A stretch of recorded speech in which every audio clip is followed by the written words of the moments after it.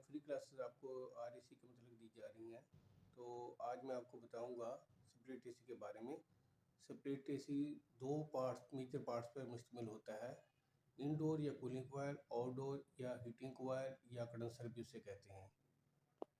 चलिए ये इंडोर के आपको बॉडी पार्ट्स बताते हैं। पहला पार्ट तो इसकी मेन बॉडी है। दूसरा मेन पार्ट जो है इसके अंदर ब्लोर होता है हवा के लिए। तीसरा जो है इसका कूलिंग कॉयल है। चौथा इसके फिल्टर। पांचवा इसके अंदर जो है इसमें इलेक्ट्रिक बोर्ड जो होता है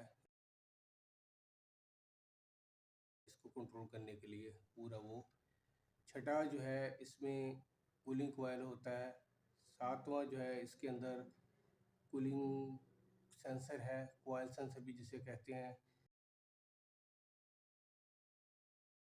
और आठवां जो है इसमें एक एयर सेंसर होता है जो टेम्परेचर को ऑटोमेटिकली कंट्रोल करवाता है।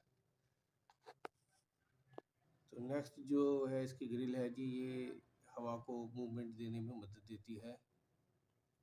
इसके इस हिस्से के अंदर मोटर होती है, फैन मोटर, जो ब्लोअर को घुमाने में मदद देती है।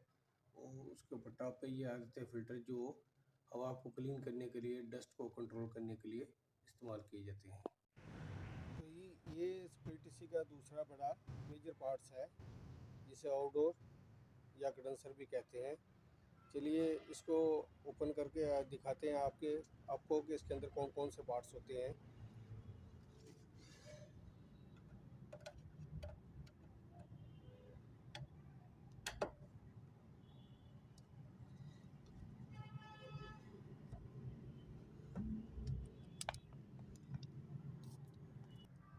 आउटडोर में इसका पहला पार्ट्स है कंप्रेसर। जैसा कि आप देख सकते हैं कि ये लाइनें इसको लगी हुई हैं, इसके ऊपर कनेक्शन जो किए हुए हैं, 3 लाइनें हैं। इसकी तीनों लाइनों के कनेक्शन भी मैं आपको बता देता हूँ, जिसके ऊपर लिखा होता है कॉमन रनिंग स्टार्टिंग। अगर आप देख सकें, मैं करीब करता हूँ ज़रा यहाँ से। तो ये बॉक्स जो है क्लैंप बॉक्स के साथ यहाँ पे लिखा हुआ आप देख सकते हैं। इसके लेफ़्ट साइड में जो है वो रनिंग है, राइट साइड में इधर स्टार्टिंग लिखी हुई है और नीचे कॉमन लिखी हुई है। तो दूसरा इसका जो है पार्ट्स कैपेसिटर है, ये देख सकते हैं। ये 60 UF 450 वोल्ट का है। तीसरा बड़ा पार्ट्स जो है इसका ये फैन मोटर है और फैन है। चौथा इसमें जो होता है ये कॉइल होता है, ये आप देख सकते हैं, कंडेंसर या हीटिंग कॉइल भी इसको कहते हैं। तो इसके साथ ही एक छोटा सा कैपेसिटर लगा हुआ है, ये फैन कैपेसिटर होता है। ये वाला जो है ये कंप्रेसर का है, बड़ा वाला, इसको रनिंग कैपेसिटर कहते हैं। ठीक है, तो इससे कनेक्शन जो है मैं आपको नेक्स्ट पार्ट में बताऊंगा। फिलहाल अभी इतना ही है। तो आप देख सकते हैं ये मुकम्मल जो पार्ट्स हैं इसके अंदर लगे हुए।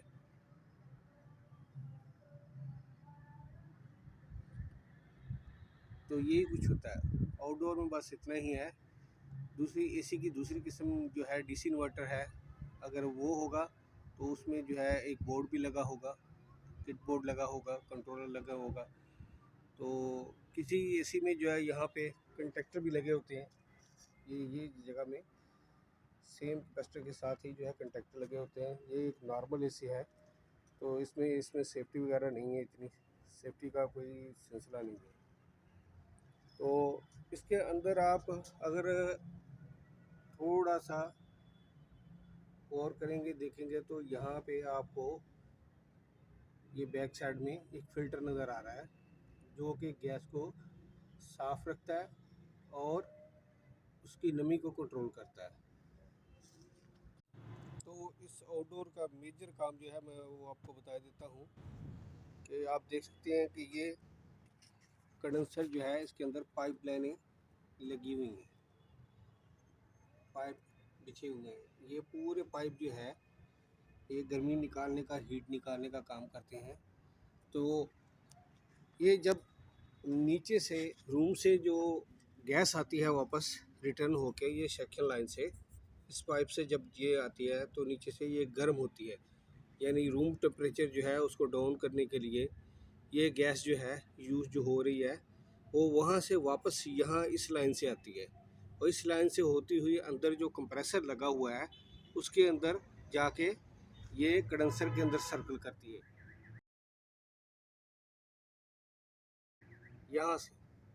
तो ये सर्कल करने के बाद सामने जो इसके ये फ़ैन लगा हुआ है, ये फ़ैन इसमें से जितनी हीट होती है उसको खींच के हवा के ज़रिए बाहर निकाल देता है।